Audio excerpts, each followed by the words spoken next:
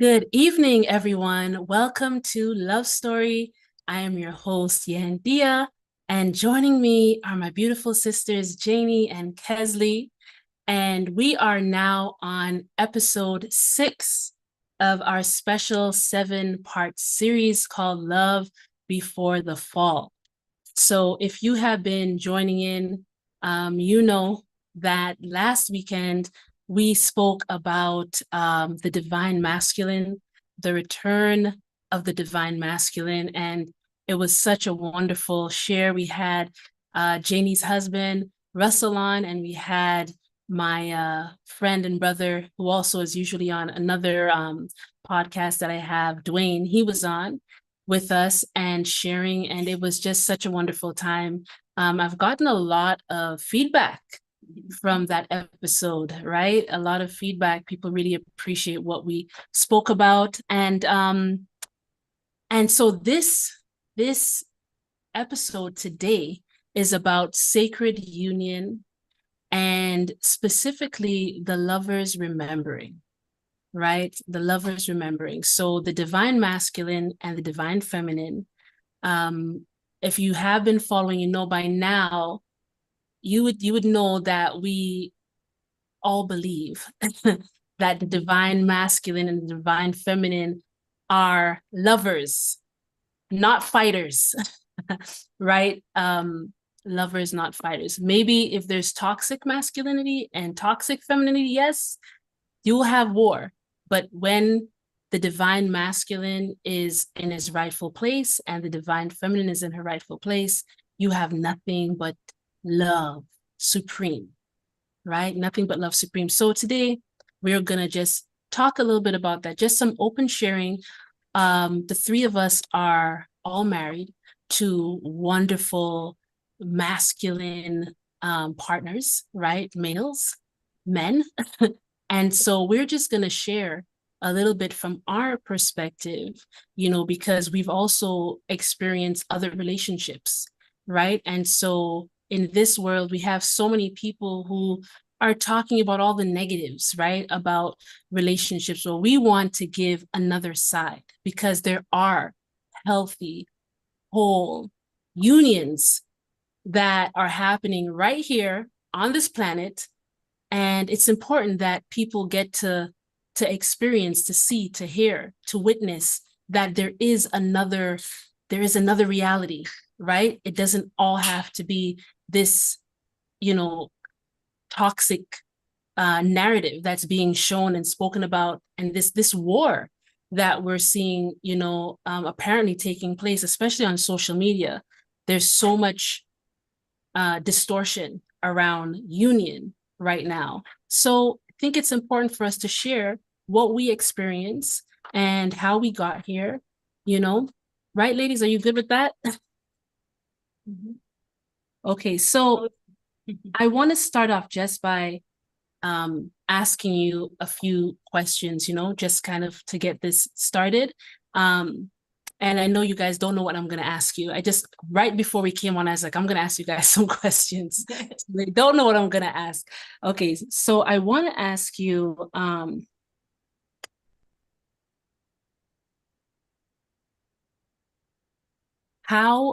let's start off with this idea of being whole within yourself. How important do you think it is for a woman or a man to have that balance of the divine feminine, divine masculine within their own beings, right? To be whole within themselves before even being able to be in a sacred union, right? Is it necessary to have that balance within yourself? Like, what has been your experience with the balance within as far as it comes to attracting or maintaining your sacred union? Whoever wants to go first. I like Kesley I go. can go. Go ahead, Janie, please. No, I said I'll let you go. Let you go. Okay. Well, I shared this on one of the previous episodes, but I went into my first marriage when I was 23. And when I was 23, I had never even heard the concept of divine feminine or divine masculine, or even really thought much about personal growth or spirituality from a lens outside of religion. And I can tell you, just as probably a lot of, not everyone, but many people who marry that young or haven't had a chance to explore themselves, find out that it can be very difficult if you don't know who you are. So whether you call it masculine, feminine balance, or literally just knowing who you are, or at least being on a path of growth yourself and understanding, and at least asking the questions, right? We're always growing. Like, I really don't think we ever come to a place where like, okay, I'm here, I'm good. So to think that we have to be perfect, I think is a misconception, because there's a lot of healing that we do through relationships with our soulmates, where they become, as we've talked about before, once again, a mirror for things that we maybe explored individually, but when we put a partner into the mix, it really heightens that need to heal, and that amplification of those wounds can sometimes, we can't avoid it when there's a partner there. So I do really think that it's important to be on a path of growth, to have a sense of who you are and what you want. And in terms of masculine and feminine, that was certainly a big part of my journey. As I had mentioned before, I think for many of us who are women today, at least in the generation that I was brought up in, you would think it was more of the feminine part, or the masculine part, excuse me, that would need to be nurtured. But for me, I was so far away from my feminine that I needed, or from my masculine, that from my feminine, I keep getting the two confused. I was so much in my masculine, I'll say it that way, that I needed to re-nurture and re-soften and heal and like really lean into things like understanding my intuition, allowing myself to admit that I wanted, like there's a deep part of me that wanted, not needed, but wanted to be in relationship. That was a huge part of the growth, of coming home, of leaning into and embracing the divine feminine in myself. But yes, I was alone for, I don't know, at least 6 or 7 years after the divorce. And I learned to walk on my own, right? I was living by myself. I was working in the corporate world. I was doing a lot of, women do, where we're like, okay, yes, I've mastered this. And now I'm ready for the partner. Now I'm ready to lean into my divine feminine. So both are so important. But I think that especially as women, we have to really come back home to ourselves and to our feminine and recultivate that and get comfortable in that space in order to really be in a true divine union. Yeah. So I'll leave it at that for now. Yeah, you hit it though. Yes, definitely. Yeah. My journey has been very similar. I've been married twice already as well. And yeah, like nobody knows about divine masculine, divine feminine when you get into it. I think those first initial relationships is kind of what you're programmed into. You're almost repeating what you saw in your household, or what your family did, or what you think society is supposed to, what you're supposed to do. So no, and I think that's why those relationships were very short-lived. For me, though, I think and relationships are mirrors, and if we're not learning from every relationship, then what are we doing? You know what I'm saying? You should always be learning from every relationship, whether it, it lasts forever or whether it lasts 2 weeks. You should always learn something. Like even these episodes, I am learning through all of these. So we should never walk away and not learn something. And I think that is having a growth mindset. And I think that keeps us open. And that's how you continue to evolve over and over and over again. But I think my biggest takeaway from those earlier relationship was I always understood my feminine energy. I didn't always listen to it. So it was, girl, you got this. Lean into that intuition and trust her. Trust that intuition. And when I started to lean in and I started to trust my intuition, then I really started to formulate the life that I really wanted. And between my first and second marriage, it was a lot of soul growth, is what I like to call it. I went to the movies by myself. I went and had dinner by myself. I dated myself because I got to know what I wanted, how I wanted to be treated. I took many years working on my emotions. I was okay with that. I was okay being alone. I was head of household. All right. So I took my own trash out. I had to get my own trash can back, pull it up, in my driveway.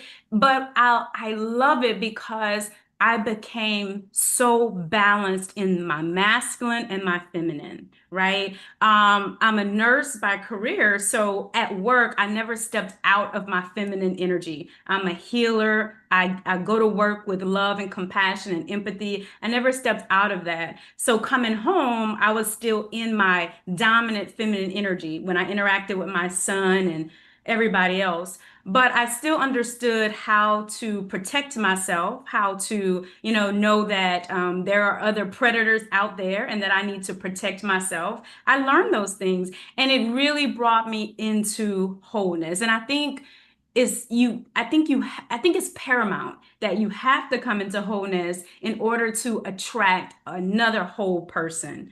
And I think that's why sometimes we'll attract our masculine who has been in other marriages, who have been in other long relationships because they were doing the same work as well. Yeah. Yeah. Yeah. Well, there's so much. I feel like I have what both of you said in like a little bit of maybe of a different order or different circumstance, but like Kesley, Janie, when did you get, how old were you when you got married? So my first marriage, I was 27. And even during that time, I had a lot of independence, learning who I was before that first marriage as well. That's what I was thinking, that probably has a big thing, because I got married when I was 18. Yeah, I couldn't imagine. Yeah. You just don't know who you are. Yeah. Yeah, 18 years old. Ever since I was little, I knew exactly what I wanted to be. I knew what I wanted. I knew it like this lifetime. You guys, we talked about, I had memories of my past lives and stuff from when I was little. So I knew this lifetime, you have to have your children. I knew in my last life, I had not done that. This lifetime, you have to have your children. Having family, specifically being able to bring forth my children and to find my husband, who I finally have found, or he found me, we found each other. That was ever since I was little. So I remember asking my mom, like, how old do you have to be to get married? Oh, you have to be 18. So I was just waiting. As soon as I'm 18, I'll get to do it. And I had a feeling of, when I meet this person, they'll see me and I'll see them. We'll know each other. That's all I really was looking for. I didn't think about anything concerning balancing divine masculine or feminine or anything like that. I just felt like when I meet that person, we will be able to see each other. We will have that balance. Now, how I went through, my divorces, marry again, and all this back and forth several times, right? Through every single one, it was a refining for me of exactly, I feel like I was always feminine. My masculine, really learning about the masculine, funny enough, it came from my exposure to the God of the Bible, is how I'll put it. Father God. That's how I had my grandfather, I had an uncle when I was younger. My dad was there when I was very young. Then he and my mom divorced and I had a stepdad. But it was really when I got to around the age of 12 and I was really needing to understand what was happening to me spiritually. All the visions and everything was just boom, coming online. I needed to understand. And I really turned to God. And from there, I got an understanding of what love looked like, what a father looks like, what mother looks like, what husband looks like, what wife looks like. So everything that I had learned from dysfunction in family or society, I let all of that fall away. And I just gleaned to whatever I felt spirit was teaching me, right? And so that word submitted. Any relationship I got into, I had the idea of submission because I learned about submission through learning about love, right? However, the people who would come into my life, they were not any way ready to take leadership. Like they were in no way ready. I was like, you know what? I am ready to be like wife. You know what I'm saying? Doing this, doing that, everything that a great wife would do. Like I've been practicing this all my whole life, right? But they were not in that place of actually wanting to take a leadership role, wanting to have that responsibility and all of this type of stuff. So I knew within myself, but this person who I'm supposed to be with, they're going to be able to do that. They're going to be able to match my feminine perfectly. So I was never thinking about this.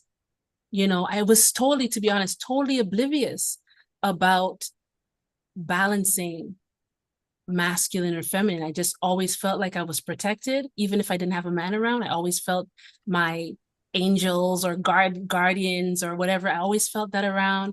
I had really no example of positive masculine in a relationship. I just knew what it was supposed to be like. I knew it was supposed to match. I wouldn't have to stop being who I am. That's all I knew. And so when my husband, who I am with now, came along, it was a no-brainer because I didn't have to change anything. I had already been prepped, all this time, regardless of if I was in, good relationships or not. I was being forced to take the masculine role. You get what I'm saying? Because other people weren't walking in their masculine. So, however, I never felt comfortable in it. I always knew that this is strenuous. I'm not supposed to be doing this. I shouldn't be making all the decisions. I shouldn't be directing everything. I can't be all of these things. So these men would always end up feeling like, another child, an older child, instead of an actual husband or a partner. And I feel like that's, for me, that's kind of how I was able to know, am I a mother in this relationship or am I getting to be a wife and a partner?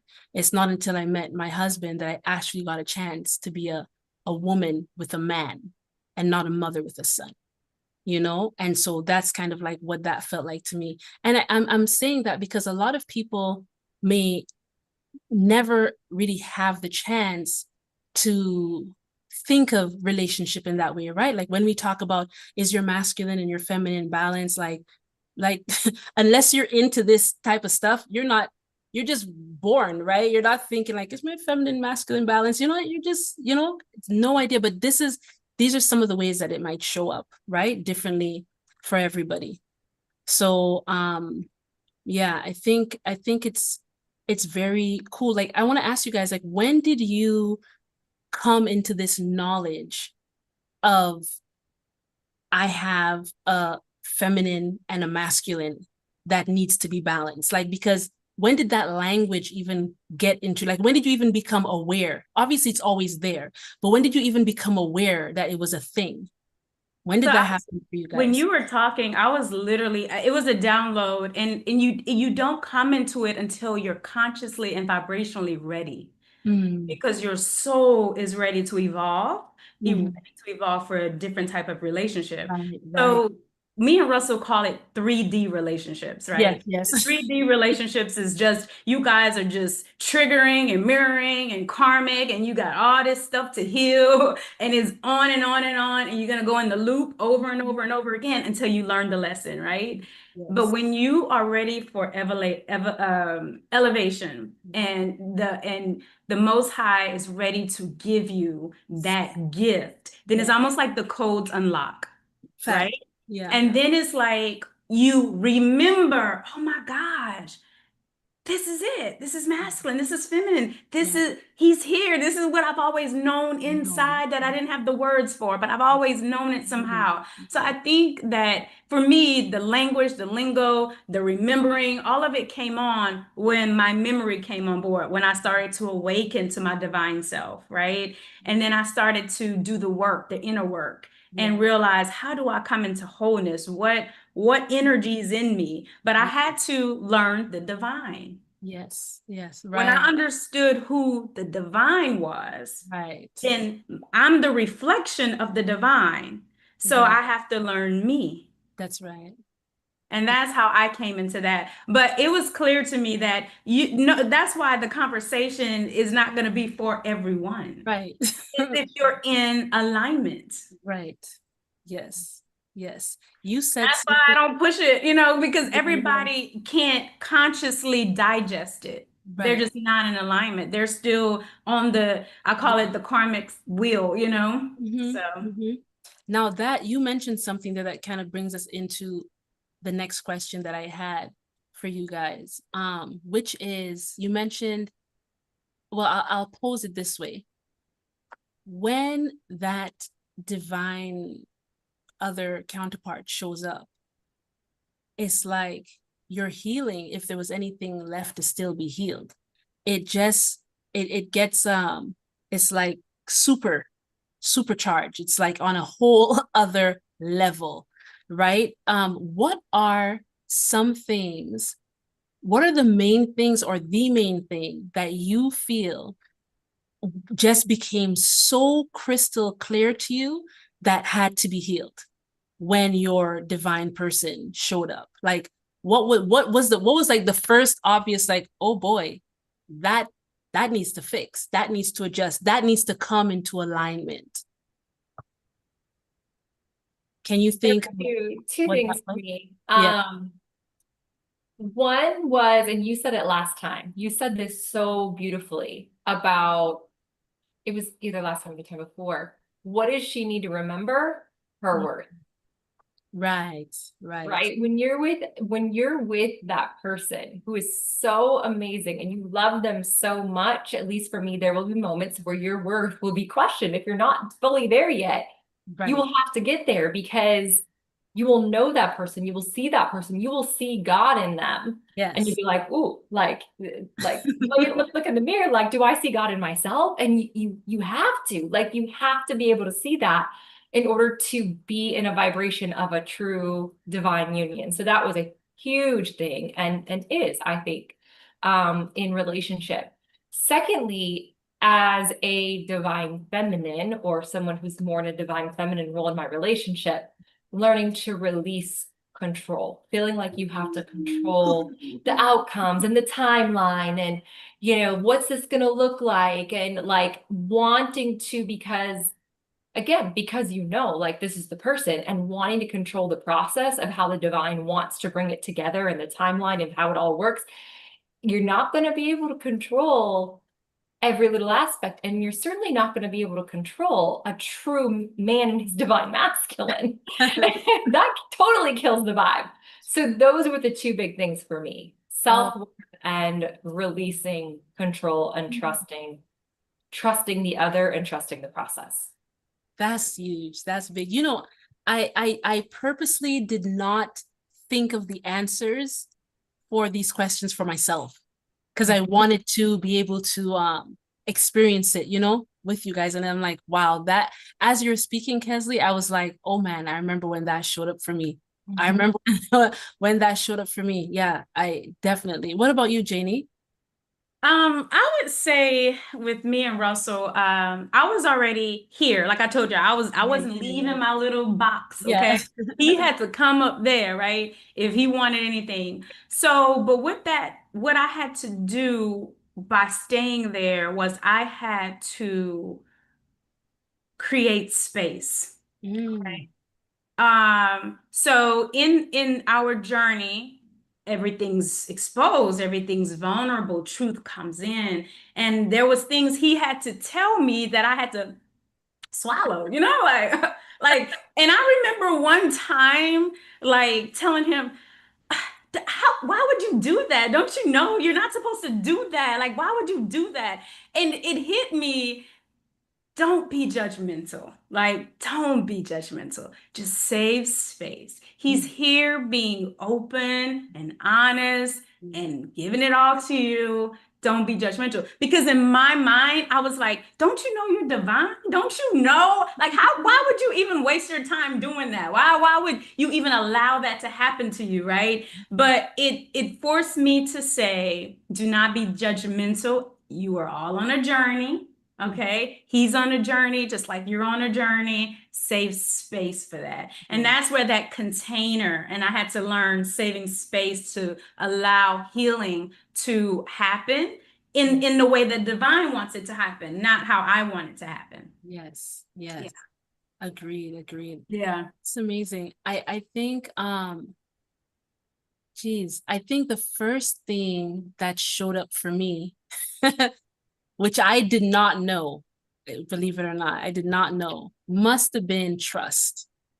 Must have been trust. Because and trust in the sense of, you know, when you've gone through the relationships and you've ended up being a mother to grown men when that's not what you wanted, but you end up being in that situation, you just kind of, like, I'll say for me, I just kind of got to a place where, okay, yep, you say you're going to do that, but let's see. Everybody says they're going to do something, right? And then, give it a little time, and then they either stop doing it or they just never do it. So I was so used to people breaking their promises, not holding up their side of the bargain. And, I was so used to that.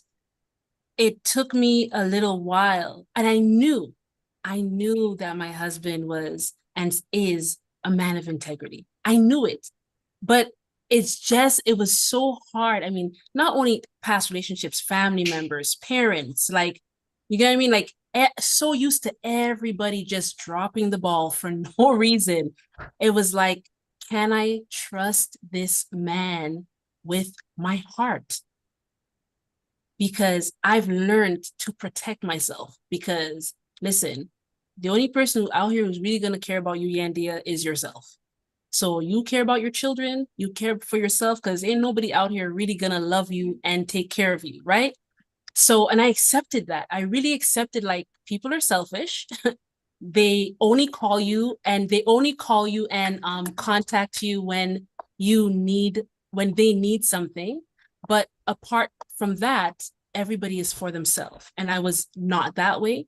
And so I learned the hard way to, hey, you better put yourself first. And that is it took me a long time to learn that lesson, a very long time. And so my way of putting myself first was still doing everything for everybody else, but not letting anybody in to the place where they could hurt me. So I'm still going to be there for you, but I'm like expecting nothing from you, because I'm not going to give you the opportunity to disappoint me. That's kind of how I was. And then, so when he came along, I had been so used to being that way forever that I did not even realize I had trust issues. I was just so used to functioning that way, expecting nothing from anyone while still giving everybody everything, that when he came in, he was like, no, let me hold that for you. Let me do that for you. I was like, hey, no, please. You don't need to say that. You don't need to don't try to even have that conversation, right? Like, it's not necessary. And he was persisting. He was so persistent, like, listen, I am not gonna drop you. So that was the hardest thing. It was painful, if I could really be honest. It was so painful to open up my heart. And I didn't realize my heart was that closed. It was so painful to open up my heart and allow him to be the person that I would trust to hold it, to not squish it, to not drop it, to not stab it. It was like literally probably one of the most difficult things I've ever done in my life. And I've cried many times just hugging him out of fear, like so afraid because I was loving somebody in the deepest way and allowing them to love me, knowing that from this position, if this person had to just squeeze, you know, I don't know if I could take it, like I would die. I felt like I would just die, you know? And so eventually I was able to really let him in. And man, the feeling of having somebody in this world that you can trust, like really trust, is like on another level, you know? And I feel for me, that's like the biggest thing. It's like, someone would say, you know, do you love your husband? I say, I love my husband. I love a lot of people though, but he's the only person I trust. And someone might think, well, see, for me, because trust is such a big thing. So I think some people have, depending on how your life has been, certain values mean a lot more to you, right? Like, so for me, trust is like huge. Trust is so big. Trust is like way up there. up there. Trust is the biggest thing, you know, for me, because who can you really trust? Who will really actually ever put you ahead of themselves? Who's going to do that? You know, can you really depend, like, hey, if it was between me and you, would you just throw me under the bus to save your life, or would you actually stand? You know what I mean? And would you take that bullet for me? Right? And I feel like it's when you find someone who loves you that much, that they see your life as their life, like they see that you and them are one. I feel like that's such a amazing, if it's like, for me, I feel like if this lifetime, if that's all I ever got to touch and experience that depth of trust and love, man, it was worth it. It's so sacred. It's so rare in my life. In my life.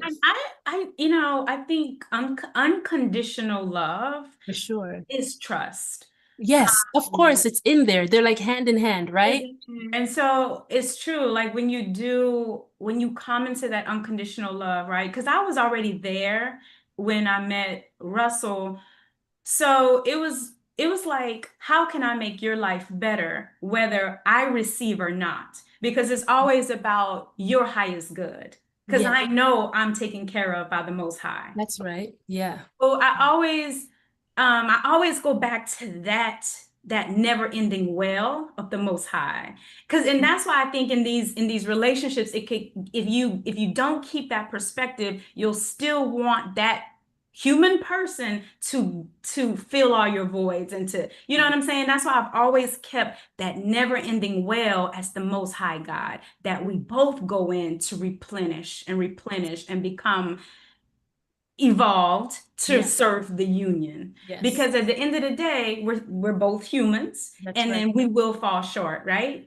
Yes. Sometimes, you may just, it's something they'll say or do, and you'll be like, okay, why did you say or do that? But because we're still human. But if I go to that never-ending well of the Most High God that I know is showering this union that is in us. Yep. And that's where I get all of it. My love, my trust, my devotion, my protection, everything. Even though my husband is divine and he is embodying these things, right?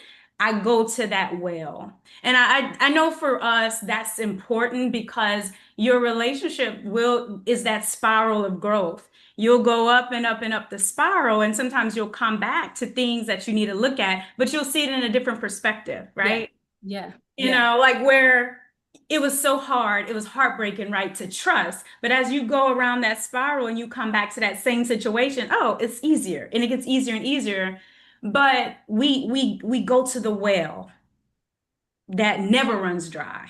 Yes. And that's the Most High God. And I really want people to understand that, because these are divine relationships and we are embodying the energies of the divine. But at the end of the day, it's the divine.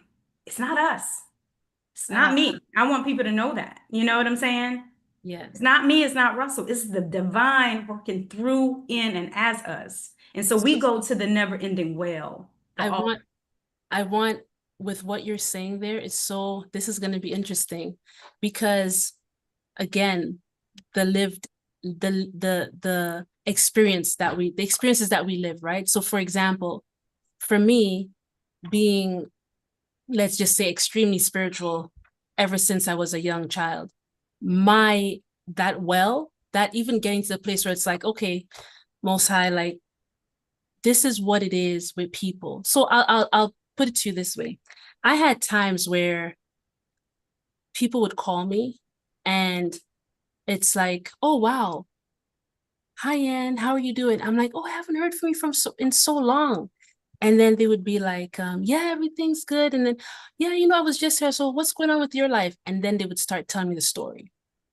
Their life is going downhill. I was just wondering, like, yeah, what do you think about that? Like, what should I do? So I'm like, oh, it's another counseling call, not a friendship. So then tapped in, this is what I'm feeling, give them the information. They'll call me back and forth until their situation is resolved, and then they disappear out of my life. And it just got to the point where I was like, God, do I not have any friends? Is there nobody in this world who can pick up the phone and just call me because they love me and are wondering, how are you doing? How are the kids doing? Why? So I cried out to God. Seriously, I cried out to God, like, I get you and I have our relationship. I feel I know I'm protected. I know I'm loved. I'm in the everlasting arms of Most High. But you have me on this planet with people. You get what I'm saying? That you want me to love and continually do this and do that. And I could feel your love. I could feel the love for them. So what does this mean? Is it just like, that's it? Like, my purpose is just to give. It's just to give. It's just to give. And I remember Spirit said to me, like, I was leading worship one day, and I was able to experience that this is what Most High feels. This is how it feels. This is one of the experiences. This is one of the levels of, how do you say, awareness that Most High has. People only go to God when they want something. Not everybody, majority. Someone's sick, go pray. I need a new job, go pray. Could you imagine this? And this is what the Spirit was saying to me. Welcome, welcome, welcome to being divine, right? Where when people know they could get something from you, that's all it ever is. And so at that time, I said, I don't want to be like them. I don't want to do to you what people do to me. So I'm going to just come and talk to you like the way I would want someone to just check on me. So it may sound crazy to you guys, but literally I would be like, I wake up and I'd be like, hey, I wouldn't say Musa, I say Daddy, right? When I talk to God at that time, I say, hey, Daddy, how are you? Are lots of people bugging you? All of this, like, there's a war happening there. Like, what's you really thinking about that? This is how I talk to God. Like, does it bother you that, like, people aren't loving and just killing each other? Like, does it? So I would just start having this kind of conversation and asking Most High to let me feel your heart. Let me feel how you feel about what's happening in the world, how you feel about this. And literally, that's how all of my healing gifts went to another level, whole other level.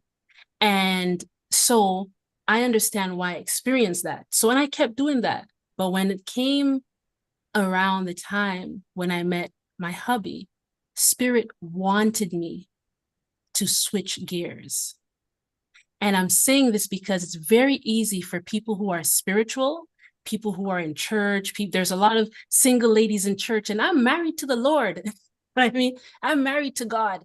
A lot of people who have this idea that it's okay once all we need is to have that, you know, connection on the inside. And the whole purpose of love, us being integrated with our higher self, is for that separation, that partition that we have. Well, that's divine within me and it's not me. That wall has to go. I'm speaking from my own life, what I've been shown. That is what integrating your higher self is all about. When that separation is no longer there, when we can say, I love you unconditionally, because there is no separation between the divine in me and the this in me and the lower self and the higher self. And there has to come a time where we gather all, so full remembrance is coming into all of who we are. And all of who we are is that we are divine in these vessels. And so learning how to have that love with yourself is experiencing that unconditional love, which is the divine, who you are within yourself, but then extending, letting that love flow outward to the divine, which is still you in another person. On that, we're talking on the highest level right now, right? So right now I'm looking at my sisters, Janie and Kesley, and I love them. I love their individualness. I love their experience. I love how they express, but I know that that love that I'm feeling within me that's so deep for them is because I'm aware that the presence in them that is holy is the same presence in me that is holy. Do you understand what I mean? And so there are levels to this love, and not that it's a greater, it's your awareness. It's like you just keep waking up more and more and more and more. You know what I mean? You're like, oh, I'm really up. And then you realize, no, I'm not really. Oh, I thought I was up. I'm up now. You know, it's a continual thing where as you continue to grow and as you continue to, you know, I guess, become more aware or just raise your own level of consciousness, you realize that what you thought you knew then, you know it so much more now. So we just keep getting higher and deeper, expanding more and more and more. Wow. So yeah, exactly. And so I think it's beautiful for us to have that connection within ourselves, that balance, that love within ourselves. But it's also amazing when a human being can say, I love this other human being unconditionally. Another human being that I know has free will to mess shit up. I choose to love you unconditionally, right? And I choose to trust you. And I choose to trust you not because I don't think that you can make a mistake, but because I know that regardless of the mistake you make, I will be okay. So, I think the trust in the Most High allows you to say that, right? Yes, that's what I'm saying. It's entangled. It's like... Right. And so you're saying, just to your point, right, that there's a lot of women in church who knows God. Knowing God doesn't, and we know that, right? Knowing God doesn't mean you know self, knowledge of self.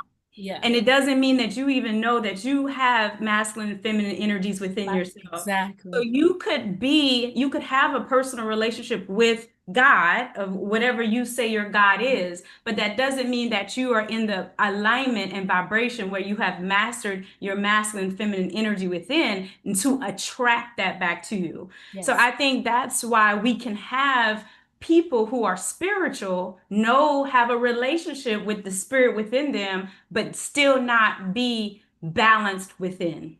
Is it possible to, now this is controversial. Is it possible? Because I'm just looking at my own spiral, right?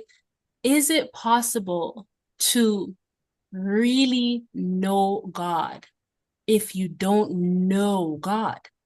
You get what I'm saying? It's a spiral, and it's your level of consciousness. My level of consciousness as a 12-year-old girl praying to God and everything is not my level of consciousness as this 44-year-old woman, right? So it is your spiral. I think every time we go around the spiral, our perception our awareness and our consciousness become deeper. Yes. We enlighten to something better. Yes. So everybody, my son, he prays, but I have conversations with him, but his level of what the divine is not what I see it Yes. as a 16-year-old boy. Yes. So you can have your perception. Again, consciousness is all perception. Yeah. Yeah. And that's why it's tricky, because everybody cannot see it, because it's like having levels of blinders on, and you got to go through these blinders one by one to take it off.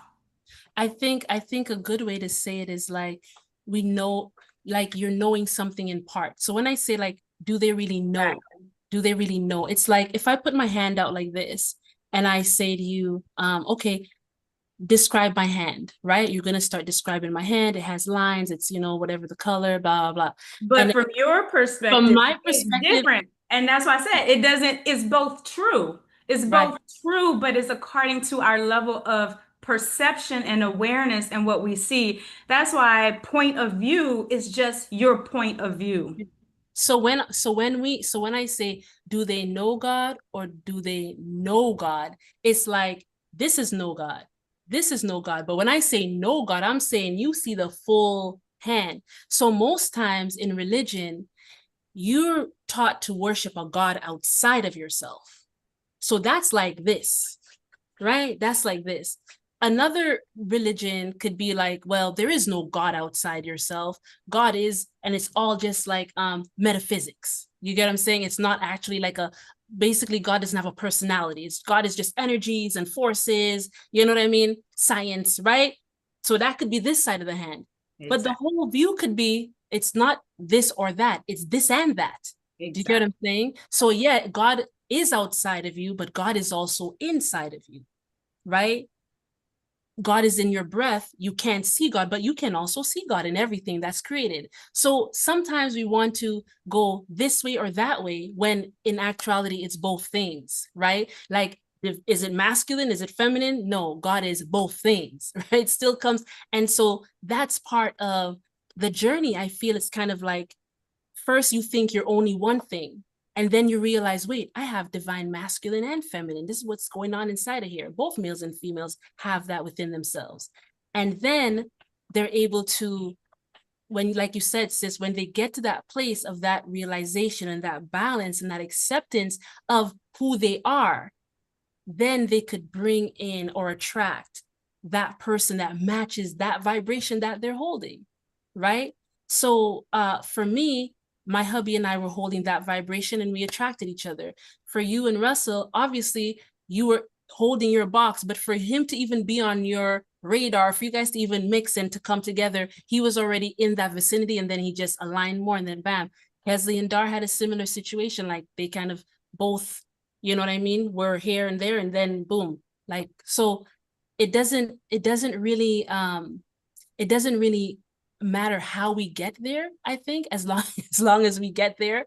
And when we get there, we're able to really attract and solidify our union, right? Kes, you want to share anything? I know we've been I was just thinking about it this way. And when we talk about knowing God, right? In loving another human unconditionally, yes, we come to know God, because we see things from, again, perspective, this person is seeing it from a different perspective. I can see God in myself, and I can also, if I choose to love them unconditionally, see God in them.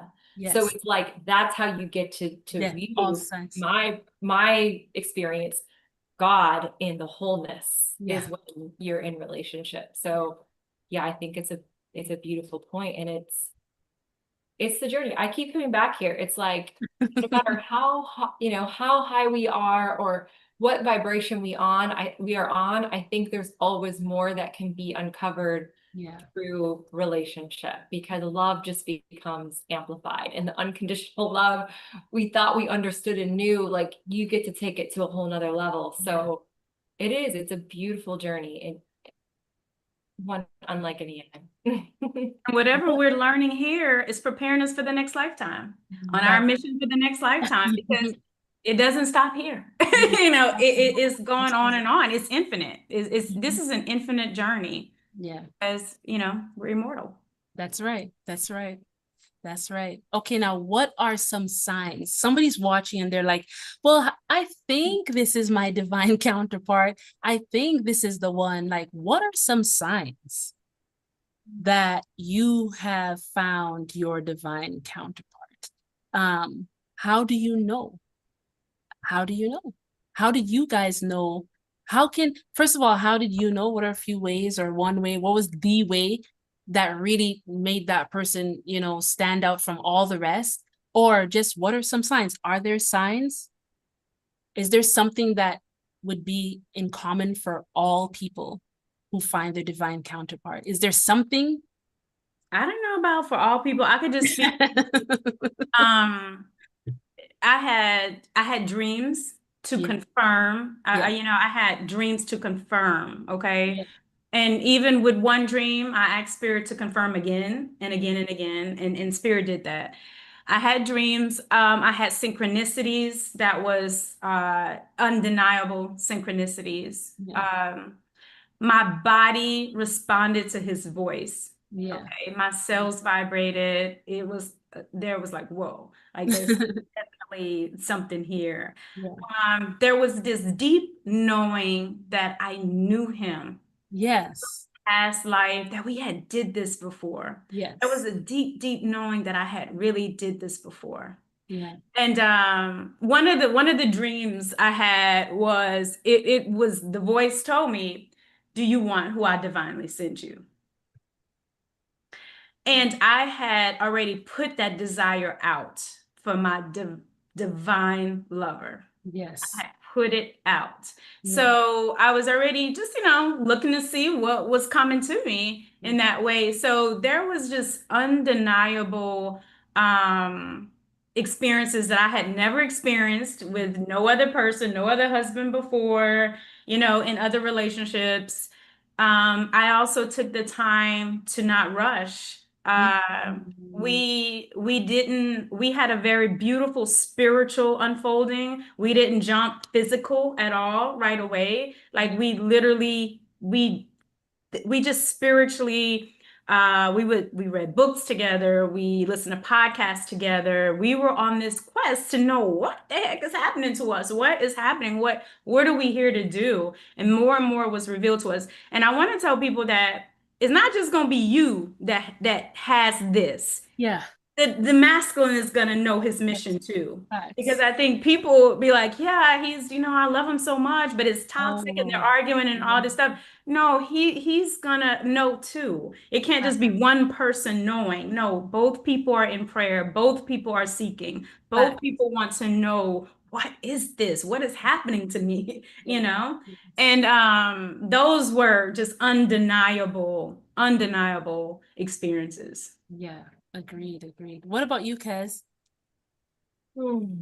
I would agree with Janie in terms of there was absolutely that magic. Like I remember it wasn't the first kiss, but it was one of our first kisses. Actually, it might have been the first, now that I think about it. It was like nothing I had ever experienced before. Like I literally felt like I was taken to another dimension and I couldn't feel my body. It was the most like divine experience I've had in something that was physical, but not so right, not so intimate, but it felt intimate. So that was definitely there. There was a feeling of safety and I can trust this person in terms of like, I just yearned for his wisdom and what he had to share. And in a lot of my past relationships, I was on such a path of growth and the other person wasn't necessarily, or I was on the spiritual path and the other person wasn't. So I felt like it was me trying to find ways to insert that into the relationship or the discussion, or me trying to pull them along in that way. And it was like when we came together, it just fit from a spiritual perspective, from a health perspective, from a just how we viewed life. And within a couple of weeks of knowing each other, we already had a joint purpose. Like we were already doing a joint like wellness program. And it wasn't business necessarily, just business. It was purposeful. It was something that we were brought together to do, and we're still like walking and expanding that mission. Yeah. The conversation we were having. That's a big key. Yeah, That's a right. big key. Yeah, especially Your when it comes purpose to will be you. in each other. Yeah. Yeah, it To was serve humanity. That's it. I agree with that, especially like when we talk about divine union, it's bigger than just It's the two bigger of you than just coming the two of together. you. Absolutely. And that was definitely, I think, big for both of us in the knowing. And then also, like Janie had mentioned, I don't have dreams. I've never been a dreamer, but I did have many conversations with God and the Akashic records, and it was just confirmed time after time after time. And it was like I could see so clearly what my role was, what our role was, and yeah, it was just like a deep, like as a woman, you just have a knowing, and there was a knowing. I don't know how else to describe it other than I just knew and had it confirmed in different ways that I could see externally as well. Yeah. I agree very much with everything you guys have shared. So I'm like, oh, I guess this is it then, right? Because you have that energetically noticeable difference with in your physical body, right? Whether it's touch, like I remember the first time we hung out together, and I was sitting down on the floor and he was sitting behind me, and he just stretched out his hands, and I think it was just my back. I don't even remember him actually touching me. I don't remember feeling the physical touch. I was just feeling energy all through my body, and we both, it felt like we're making love. It did. It's like, why am I about to, you know what I'm saying? Like, what is going on here? And not like, I was just like, whoa. And I'm like, are you feeling this? And he's just like, yeah, we had both never experienced that ever. And the very first time that I saw him, like our eyes met, the very first time our eyes met, well, it wasn't the very first time, that would be the second time. The first time our eyes met, I was 14. I told you guys already. Spirit said, wake up, you're going to see a boy. I was in a town that I'd never been in before. I woke up, went out with my cousin to the corner store, and we only saw one person, it was him. He passed me. I felt like I was naked. He looked right into my eyes, and I looked into his eyes, and first thing was just like, oh, I felt like I'm naked. I literally physically, I felt like this person is seeing me, like my clothes are gone. And, and then I didn't see him again until I was 37.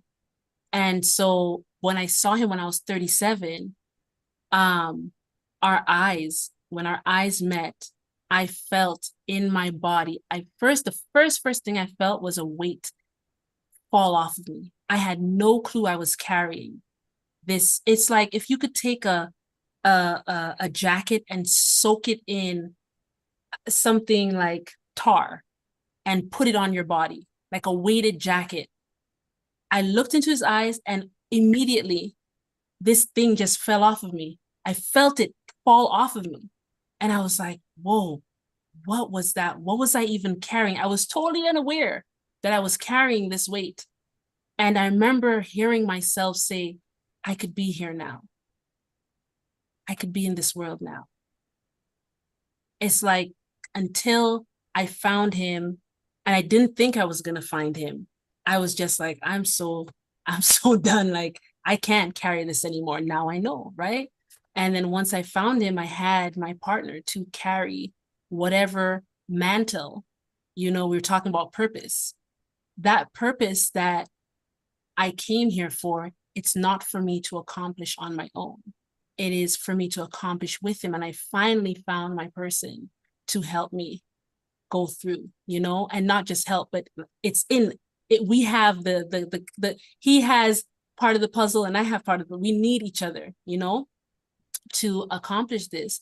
And so there was all of that physical feeling.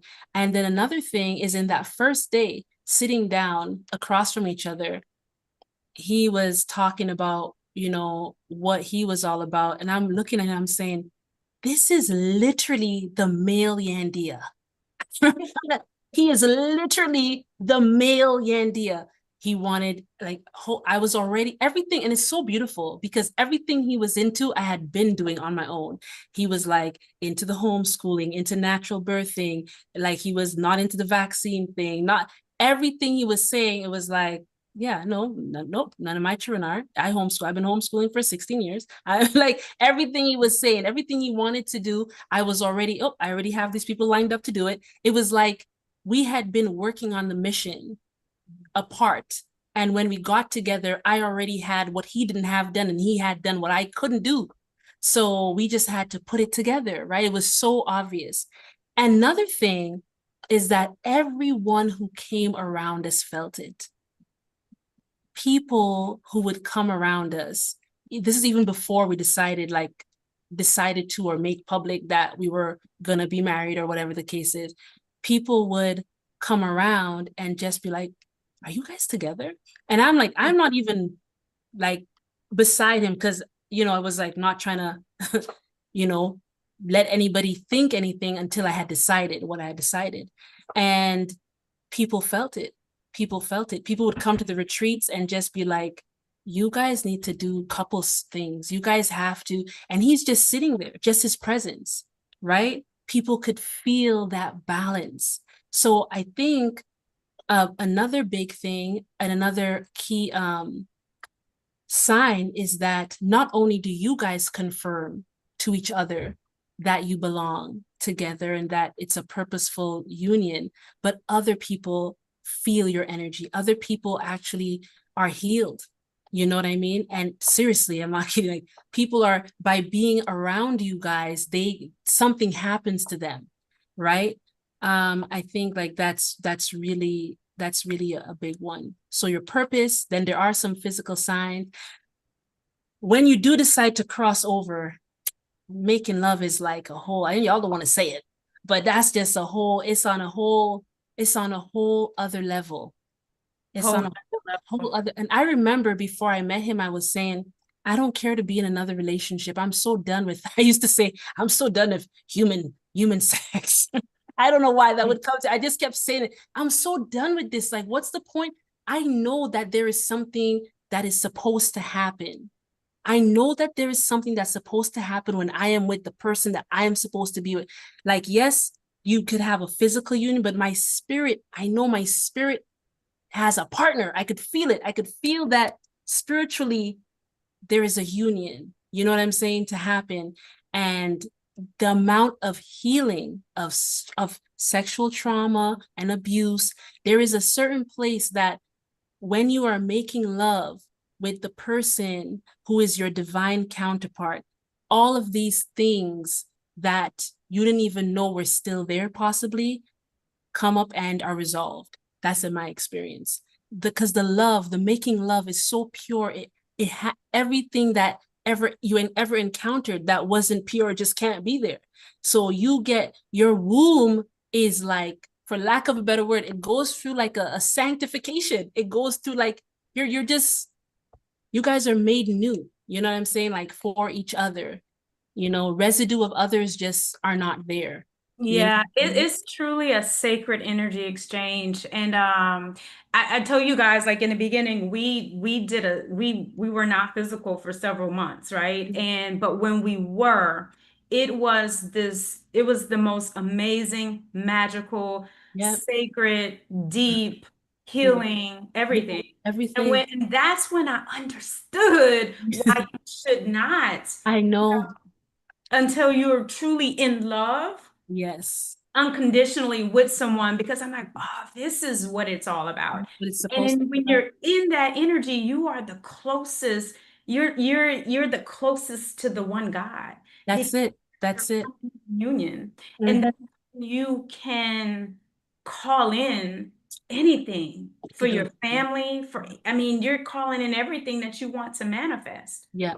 Yeah. And that's the true power of sacred union. Yes, exactly. Exactly. Because you're looking at, sis, the unity within yourself, and then that person has the unity within themselves. So you have two wholes coming together to create another whole. It's just wholeness and wholeness with wholeness. wholeness. And it's all like this divine energy that yeah, just circles you and encircles you and encircles you and is I mean, and we waste no energy. I say that all the time. We waste no energy. yeah, We waste no energy yeah, because we know how divine and sacred it is yeah, each definitely. and every time. Yeah, definitely. Facts. Oh, yes. That's a big knowing. And Yeah, it will be so different than anything you've ever fleshly done. You exactly. know, it'll be totally different. Yeah, that's a big knowing. And it's definitely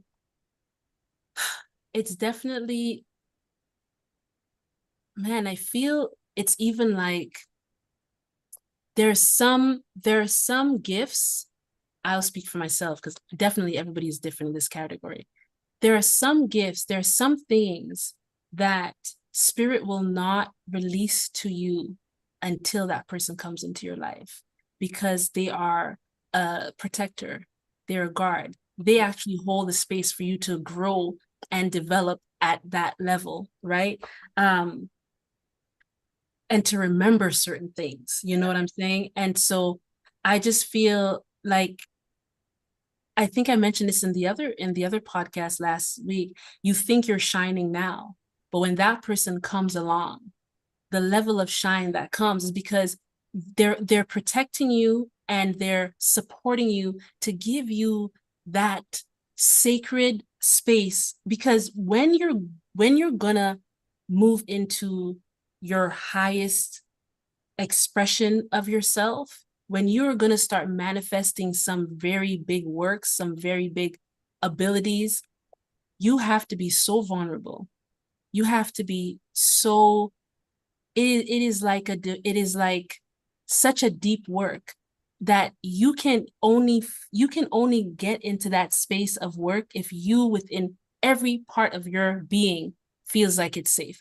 Think of it like when a mother is going to birth a child physically, right? Her body will not release. If she feels danger around, it's gonna naturally hold that baby in until there's an idea or a feeling of, okay, I think it's safe now. Let me go and I'm gonna have this baby, right? That's primal knowledge. That's intelligence. There's also that in the spiritual realm too. If you're carrying babies in the spirit, gifts, gems, until your spirit feels and knows it's safe to have this, to birth this, spiritual baby now, it ain't gonna do it. So when he comes along, he provides that safety for you to be able to birth some big things, some amazing works. And so I've always, and it's not just for you to do it, but also for him. Yeah. There are certain things that only you have the keys to help him, to literally to carry for him, to bring it into manifestation. Amazing things. Go ahead, Kes. Well, I was going to say, on the note of birthing big things and safety and the intimacy, I was 38 when I met Dar. And I agree with everything you've said, the level of connection and like the visions I would have when we were together intimately. But I know that prior to being with him, I never felt safe to fully open Right. to create. Like I just knew that every other man I had been with, although I loved them, I didn't feel like this is going to be the father of my children. Yes. And I finally felt that with Dar. My body finally felt safe to be fertile and open. Yeah. And at 39, we conceived my daughter, Akasha, Yes. our daughter, Akasha. And I know, like, I know for a fact, like, physically, yes, I was capable before, but I was never fully spiritually ready and aligned and open. And it really just felt like divine. Like, I can't imagine having Akasha with anyone else. Yeah. 100%. I know exactly what you mean. Janie, any thoughts on what we're just sharing? That feeling, that safety? Oh, yeah. I think we talked about this, Yandea, maybe before in a podcast that I did with you. But I've talked about it a lot. Love will not rise if it's not safe or secure to do so. Mm. And so when a woman, when her love rises, it is also a very chemical, biological process, because what she's feeling, she's also chemically releasing True. hormones, okay? True. So True. she's releasing those hormones because she's now safe and secure. So when she's releasing that, it's a lot of pitocin, which is our love hormone, Yes. right? And that draws in that man, and it creates this bonding union. So when we're in love, when we're it won't rise unless we're safe and secure to do so. But when we're in love, it creates bonding. So you're having a physical experience, but you're also having a very biological and chemical True. experience. Yes. Yeah. So Russell and I, we were done with children, right? But we had so many books. I had book after book after book came out. Our podcast came out. I mean, we had so many joint adventures. His cookbook came out. It was just so many things. And these were all of our babies. And we were just like birthing and birthing and birthing and birthing. Yeah. And that's what it'll do. Yes. You will birth because you are in your most creative body, creative mind, creative energy. And we try to live there as much as we can, to be honest. It's so funny that you said that, because I mean, people already know I've shared about, the NDE and NDEs, and that they came through miscarriage and hemorrhaging. And I have like a list of, I think, like 25 books over the years that I have them, just never put them out, right? Never put them out. And then when I had when I had the miscarriage, it was twins, right? So they stayed with me, gave me this whole download of everything about the new earth and all this stuff, wrote all that down, wrote everything down. And then I saw them step back into like this circle of other beings, right? And then they were gone. Not gone, but they, after that, they weren't hanging around me anymore, right? So I feel their presence every now and then, but they're definitely not like sitting right beside me, giving me information. So then after that, you guys know about, so the NDE. People often ask me, did you see the babies? Like when you went over, did you see whatever? And I didn't. But from the whole ordeal, 2 books, right, came out of that experience. And apart from just those 2 books, the amount of people who have contacted me and who have said, like, what you shared about love, what you shared that you saw on the other side, both of you sitting here right now, both of you sitting here right now got in touch with me because of that, one of a podcast or something I did, or an interview with somebody where I was speaking about that near-death experience, right? So sometimes I would cry about, they're not here, and they're so full of love. Like, I could feel them. Like, why couldn't they just come and, be here? And then it occurs to me, but they did come and they did do. Like, in that short time that they were living within me, they were here long enough to have an impact enough, and for everything to happen the way that it did, in order for them to continually impact all the lives that they're impacting through the whole entire experience. So I think it's very amazing to think that the love of my husband and I could have brought forth these children who are of such high vibration, that they gave the knowledge that they gave.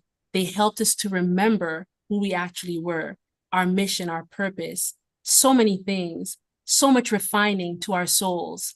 And they have been able to help so many other people. I mean, it's probably like 300,000 something people right now who have seen, and heard that story. And I can't even count how many people have reached out to me and told me.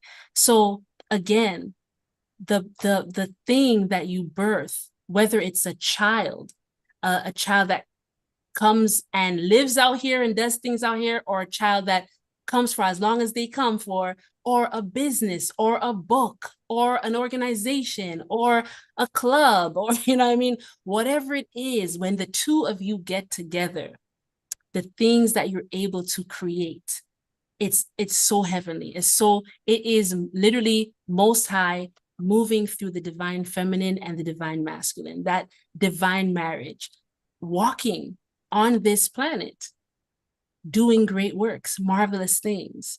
That is just like the most beautiful thing. I feel like, and I always like, I tell my husband all the time, like, I want everyone to meet their divine other, because everything is just, life is so different, life is so different when you have that person. So amazing. Yeah. So, moving from wounded relating to sovereign love. How can you help, right?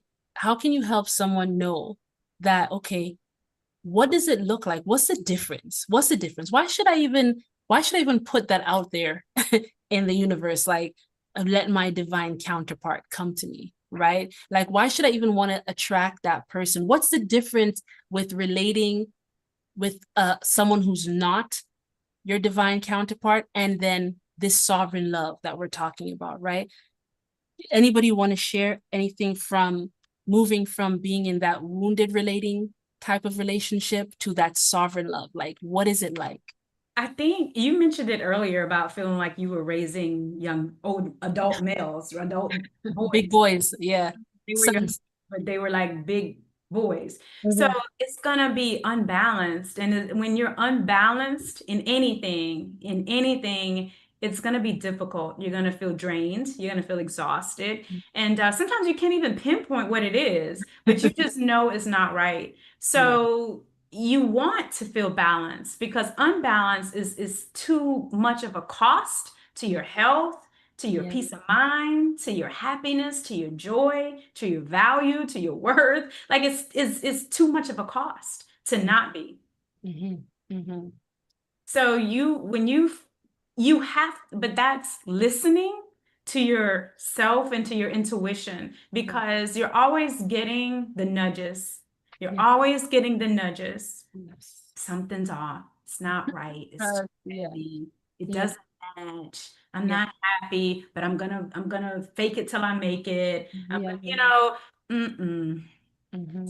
unbalanced. Yeah, And unbalanced. for me, is not worth it at all. It's not. Yeah. What about you, Kez?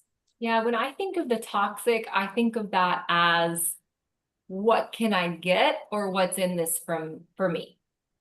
Right? Like, it's really that, what can I get from this person sort of an energy. Because when we come at it from that place, it is because we're broken, or we have something that we're healing. So we're looking for something from that other person to help fix us and help us feel whole. And when it's the sovereign love, I think that's such an interesting sort of thinking about it, because it's like, I am whole within myself. Yes. I have everything I need. I have that fountain of love within myself. And because there is so much love, then the question is not what can I get, but what can I give, and how can I help this person become their very best? And I'm also open to receiving their guidance and their help in helping me become my best. And then we come to that path of like the co-creation, as we've been talking about it, through that space of giving and not trying to take. That's like so well put. Because I find that that's a big thing when I look back at those past relationships. Sometimes you might want to be, before you get to a certain level of understanding, you might want to kick yourself in the butt, as they say, right? Like, how could I have, why did I get into these relationships, whatever the case is? But then if you reflect rightly and you see yourself, don't focus on the other person, see yourself, see where you were. I could literally break down to anyone, like, why I attracted that partner. I do not blame anyone for any of my past relationships at all. Even if the people may have had ill intentions, I can say, no, I had this wound, and I thought that person can heal that wound. And so I decided to be with that person in order for that to be fixed. And then you realize, no, they're not going to fix that. That cannot. And then that heals you. You know, you do your own healing and it heals. But then, you know, you're on your journey and then there's another wound. Then you're like, you know what, maybe that person could help with that one. You're not necessarily saying it, but that's what's happening, which is why it's so important to know yourself. Because when you know yourself, you're aware of all of these places, right? All of these wounds that you have, and you're not going to like almost like blindly, you know what I'm saying? Like get in, like not realizing, oh, the reason I'm attracted to this person is because they, okay, like for example, I had like my very first husband. I had my stepdad with his family. I wasn't really accepted in there, whatever the case is, you know, different culture, whatever the case. But I longed to be part of family because my mom's family is a huge family in St. Lucia. I grew up with them. I miss that. So when I came over here, there was another big family. I wanted to be a part of that family, but I'm a stepchild, right? And I'm different. So I always had that longing. When I met my first husband, he was of that same culture. He was from that same place. He did the same occupation as my stepdad. So it was like, wow, this is so great. You know what I mean? There's somebody I could be with. And by being with him, I can get to still experience this family I always want, because I know they'll accept him, right? If I had to be with a guy I'm trying to speak without putting too much of the family business out there, but I think a lot of people experience it. You may have a family that would rather you be with a person who's Black or white or whatever the case is, right? So in my case, you know, being a melanated person and my stepdad's family being more Indian, right? They would be more happy with an Indian person as opposed to another melanated person like myself, right? So I knew if I go with, I'll use the word, if I go with a Black guy, they're gonna look at him how they look at me. But if my husband had to be someone more like my stepdad, he would be accepted and I won't have to go through this drama. You know, my children could be raised, they'll accept the children because the children are like them. It was all this girl inside of me just wanting to have family. That's all it was. It's not a bad thing. You know, the desire to have family and to be surrounded by love is a great desire. But when we don't realize that that is a wound, not just a desire, it can cause us to say yes to things we should be saying no to. Do you get what I'm saying? And so I went into that marriage and then I had to find myself, right? Like, no, I'm not going to be Muslim. There's all these changes that they wanted me to make. And in there, I had to, okay, well, I guess I'm just going to have to accept me. But in there was that's how that wound got healed. Okay, if nobody's going to accept me because I'm not Muslim, because I'm not this, because I'm not that, I accept me. Mm-hmm. I accept me. I am okay with what I think about God, my name, because they wanted me to change my name and all. So it pushed me into this level of love for myself and acceptance of myself that I hadn't been able to get to because I was so much wanting for the family to accept me. Do you understand what I'm saying? And then as soon as I got that, the intense need to be with this person, it wasn't as important. Do you get what I'm saying? Because and then so now there were other red flags that I was ignoring because I was so focused on wanting to have this work.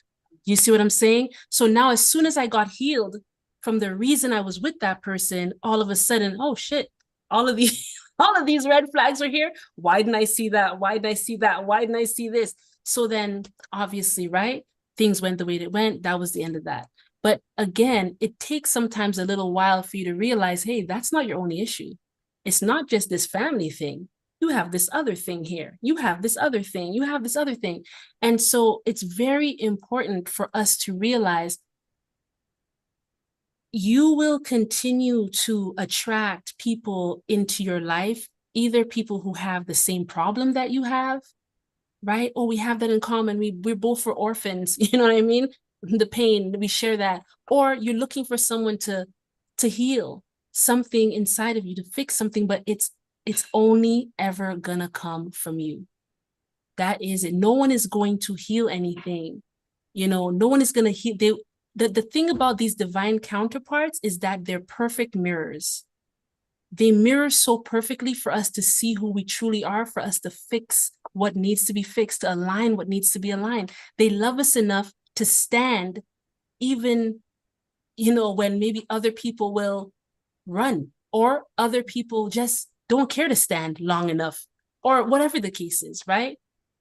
Clear mirrors. So I think for me, that's like you hit it, right, Kesley, talking about that, like that wound is it's a real thing, you know? And I think coming into your divine self is coming into the realization that no one is here to heal you but you.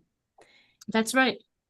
Yeah. Like, you are responsible for your own healing. Like, you know, we could have people to mirror what's missing, what's a void, but we are responsible 100% for our own healing. Yeah. And those things, I think those things really do, because there's all these layers to us, right? When you look at it from a human standpoint, like you said, marrying an Indian guy versus marrying a Black guy. But all of these layers are layers of understanding, right?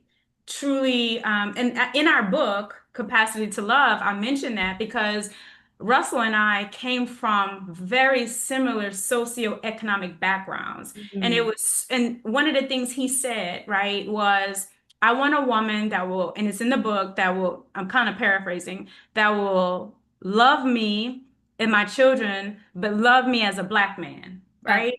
Because it's important that I understand him as those layers of what he's dealt with in this human world, right? And I know sometimes we think it doesn't play a role, but it does. It plays a huge role. And sometimes you'll put yourself in situations that you want acceptance, right? But it's coming from a deeper place. It's coming from a deeper wound or whatever.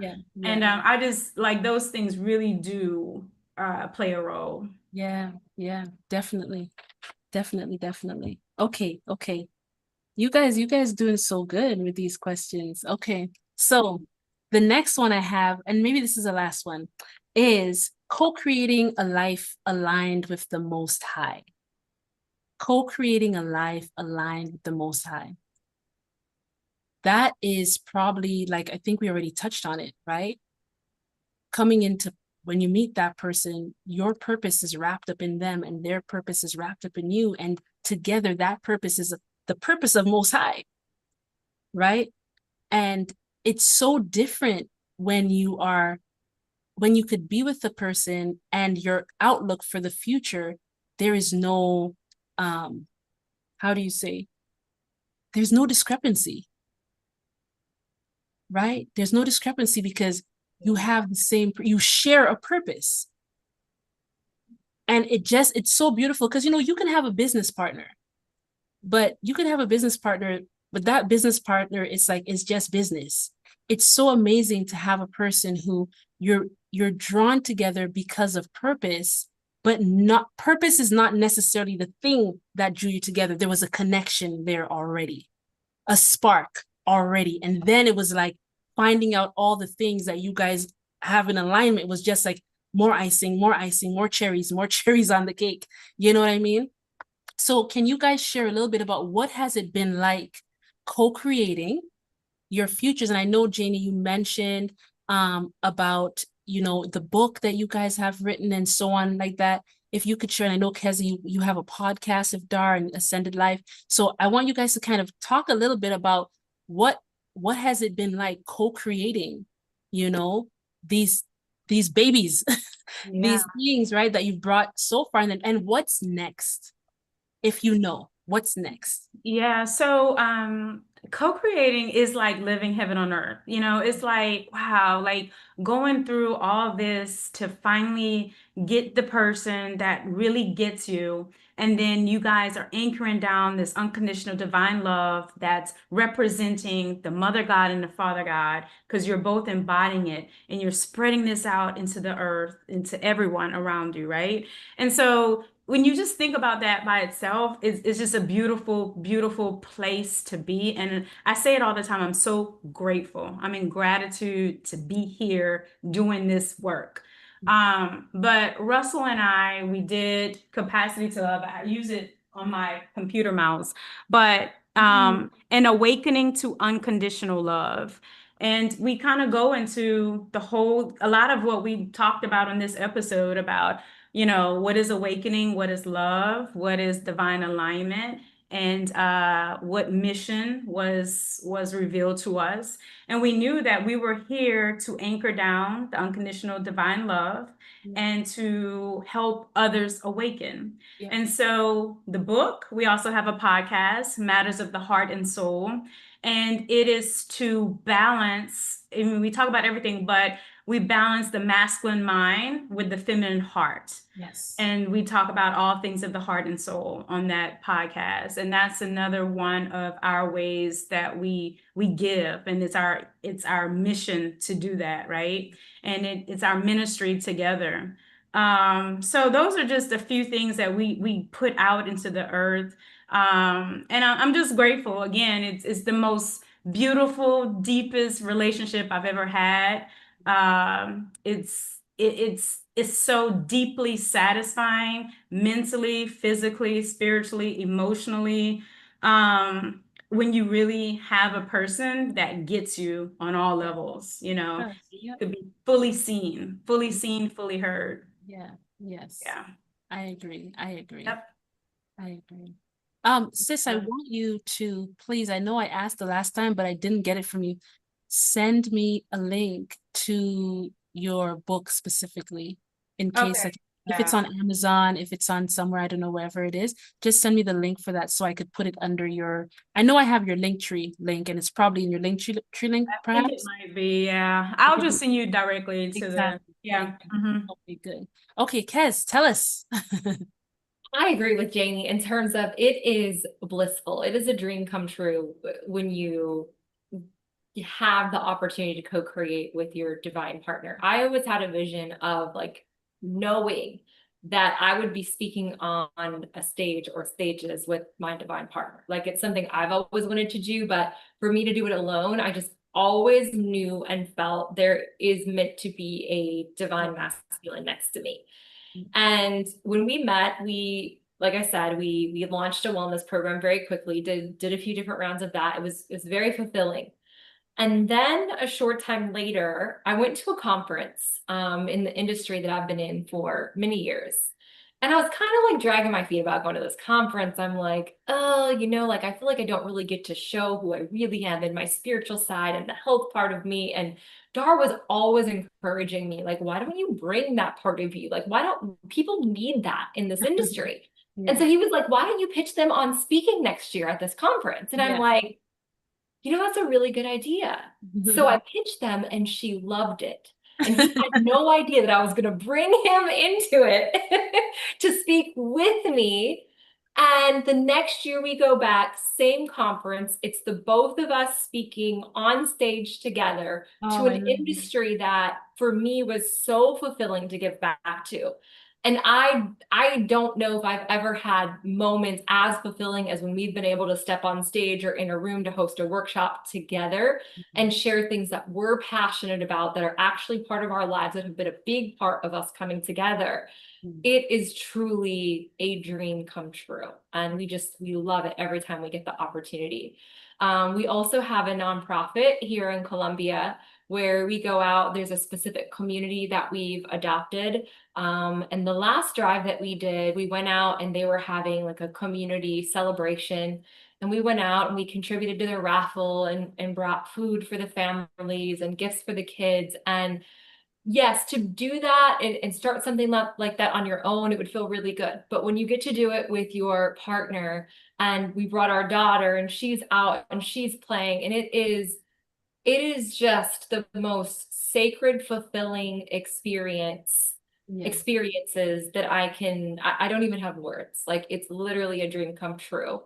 And next steps, I mean, we have big plans for doing more with our nonprofit here, and starting a school and a community and retreats, and like, the sky is the limit for us. And when you have that person beside you to know that it's not just you doing it alone, but you can bring your strengths together and your vision together, I know it will happen. Like, I don't have a question. Oh, yes. Being able to do it with a divine partner. So yeah, it's beautiful, to say the least. I love it. I love it. I think recently we were chatting, Kesley, because you mentioned about what it is that you guys wanted to do down there, and I was like, well, that's what I'm trying to also do up here. So it's funny that we so many of us have the same vision in our heart, and it's funny in a sense, but then it's obvious, and then it's also obvious, because the divine is not separated. The divine is one. So obviously there will be a birthing of heaven on earth. And it is going to be, sure, let's say I may focus on, what does music look like in New Earth, right? You may focus on what does health look like in New Earth. Another person may, what does education look like? Or, but when I look at what you're doing, it's pleasing to my soul. It's like, yes, whenever, you know what I'm saying? So even though the visions, we have different parts of it that we are called to manifest, all in all, we all feel that love and that peace and the harmony, with what we're creating. And then there's some things that are going to obviously layer on top, overlap, whatever the case is. I think all of us are called to demonstrate what love between, divine masculine and feminine, what it looks like, to be an example, because it is so necessary right now for people to have a different perspective, for people to see another option, right? Like, no, everyone who gets married, and it's funny enough, because all three of us, we have found our divine counterparts, not our first marriage. Someone else may have found theirs in their first marriage, but our journeys just happen to be not the first, and for me, not the second either, right? So it's that's not a bad thing, because I think people see that as a bad thing, but it's not. It means that, because I never ever closed my heart to love. Never. Yes. I always knew that I would be married again, and I just learned from it. But people do think that that's a bad thing, and it's not. Yeah. It's not. It means that you keep coming up to bat, because that there's something in it for you. Yeah. It's not everybody's divine path, right? Everybody's not here to anchor down that new blueprint of what a divine partnership and relationship is going to be like moving forward. But the people that are, they're doing it. That's right. That is absolutely right. So for us, I have a bunch of books that I'm working. I'm actually finishing. I was supposed to be done already, this other one, but then I had to do some reformatting. So that will be out, if not tonight, tomorrow. But that book, Happy Rising Spirit, I've been working on that book for 5 years. And I started it when I first met my hubby. And I was supposed to be done it within a few months. Then something happened. I'm not going to spoil it. You can read in the book, right? But something happened. And then I started writing again. And then another thing happened. And then you had the miscarriages and the near-death experiences all in between there. And so the person, it's like when I first went to write that book, it was just a download. I got it was like the skeleton, getting everything. And I just had to fill in. That's why I was like, this is going to be done in like a month or two. I'll be done this book. 5 years. But I understand it, because it's the cycle. It's the things that had to happen so that I could literally have to embody and experience the very things that I had gotten the download about. You know what I mean? But anyways, and obviously through that, it's the relationship and all the things, all the healing that's happened. I find with the two of us, like I mentioned already, that I already had a vision you know, for what it is that I was to build, to the point where I had it down literally like in a book, right? And I showed it to this guy who was a friend of mine, and my hubby had ended up getting in touch with him and having him, total stranger, but having him come to see the land, to farm and stuff. And when my friend came here, because I had shown him the book with the images, when he came, he was like, Yandea, I need to bring you to this place to show you it's exactly like your vision, right? And so when I came here and I saw the certain things, I was like, wow, this really is exactly like my vision. It's just amazing. Like when I think about it, you know, you just can't have, like Kes said, we know it's gonna happen. We know it's gonna happen because it's beyond. Sometimes when you have dreams, the dreams that you have, the things you want to manifest are coming up because of pain, because of trauma, right? Like you'd say, oh, you know what? I wanna build a mansion. And it's because when you were little, you were poor or something, and you have lack. So many times the dreams we have for ourselves are based off of the lack and the pain from our childhood or from a relationship or for something. These dreams that spirit has given to myself and to my husband, they're not based off of anything to do with us. They are like spirit visions, you know? And so when we met each other, to see that the things that spirit had given me are the same things that spirit gave him, and our gifts and talents, literally we've already been doing what we've been doing, you know? Like I'm a people person. He's not say he's not a people person, but like that's me. I'm that person, you know what I mean? To be in all the community stuff and be doing the healing. He's like, okay, here's what do we need? What do you need to do that? And he gets it done. So that's how, and it's beautiful to see how our partners will show up for us, right? Because like Janie, like Russell came on here and you guys do the podcast together and you're talking together, and he's very much like that. See how you guys support each other in that way. Kez and Dar is the same thing. He's not a podcast person. He's not trying to be on, but he's like, you know what you need? A camera. You need a mic. I have like so many mics. I have high tech cameras I don't even use. He supports me, and babes, you know what? You need to do another podcast about that. You know, you need to talk about this. He is like supportive in that way, right? Oh, you know what? Your paintings are so beautiful.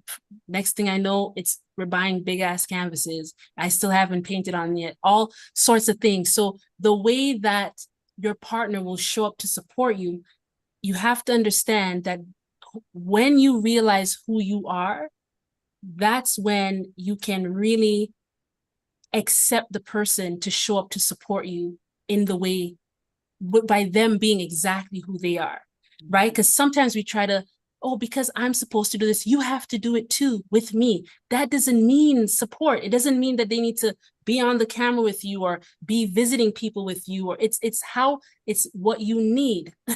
They're willing to, and not only willing, but they want to, right? To do that. So I'm just saying, because sometimes people, oh, he's not supporting me because he's not going with me, or he's not, you know what I'm saying? And that's not, support doesn't necessarily look like the person being right beside you or writing a book together. You know what I mean? They may get you the software to write the book, or handle publishing, or whatever the case may be, you know? So I think it's very important for us to really understand what our gifts and talents are, go hard on those, and allow the person to fully manifest, you know, their way, and just find how it meshes together, you know, and to do it.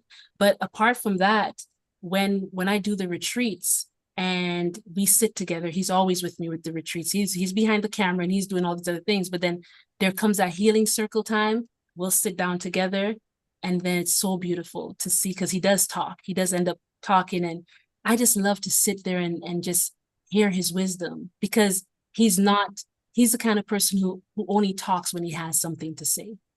And so whenever he opens his mouth, it's always like so profound to me, you know? And so in that way, we get to, I'm the talky one, and he says one word and it blows everybody's, it blows everybody's mind, right?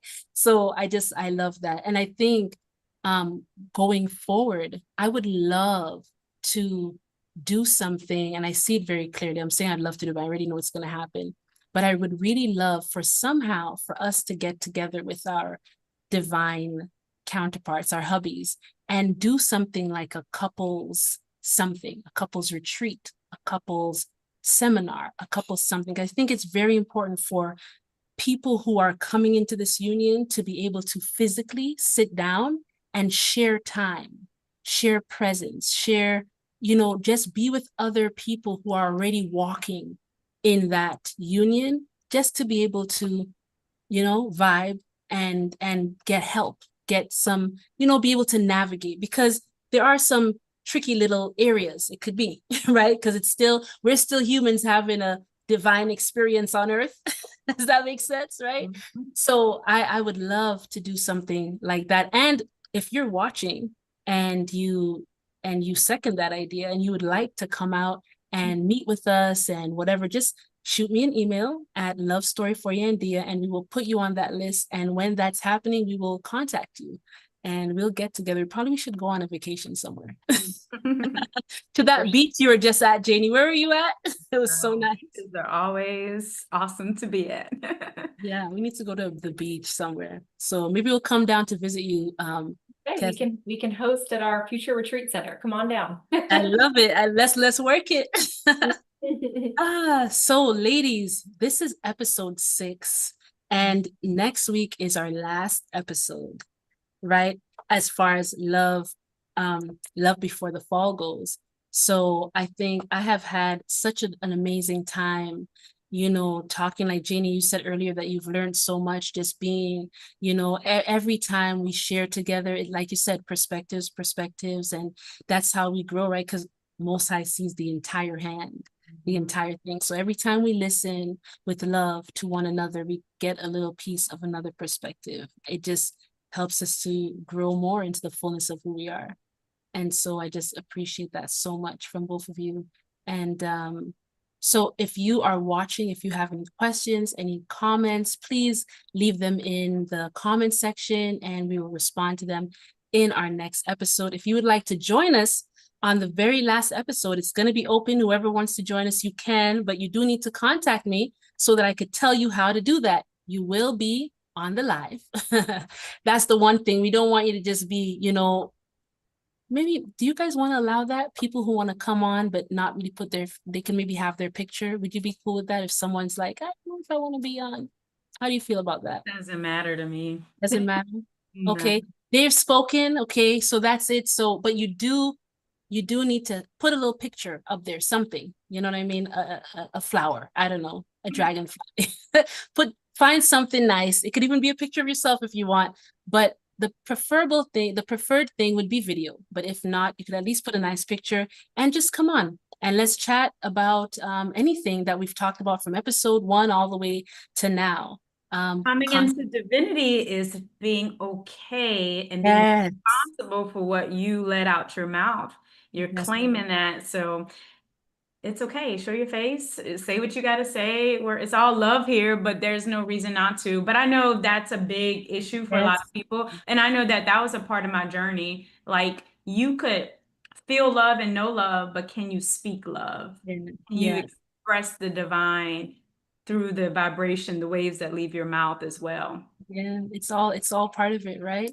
Yeah. So we're here for it, regardless of where you are on the journey. If you want to share, we take you how you are. We accept you how you are.